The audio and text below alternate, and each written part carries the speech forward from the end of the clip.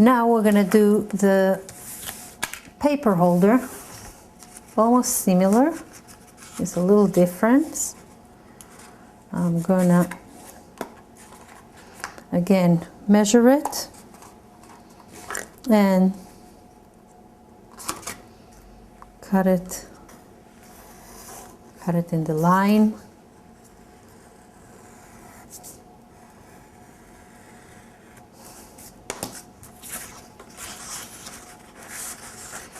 Now this can be a little bit longer. I just put it, I'm going to put it in the middle. You can see it's in the middle from both sides. It's in the middle. It just helped me to shape and to be more stable the roll inside. I'm going to again glue it with the glue gun and close it. And now the difference between the paper holder and the pencil holder is that I need to make an opening for the papers. So what I do is I'm just gonna take the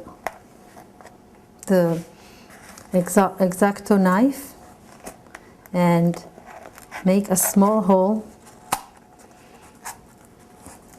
and then it's easier just to go a little bit farther, and I'm gonna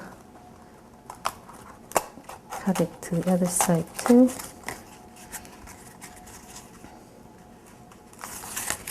You're gonna see soon there's gonna be a little opening here to put the papers. Now I'm going to use the thin scissors just to finish this job. It would look nicer.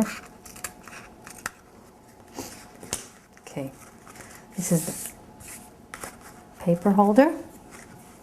What we do now is we need to decorate it.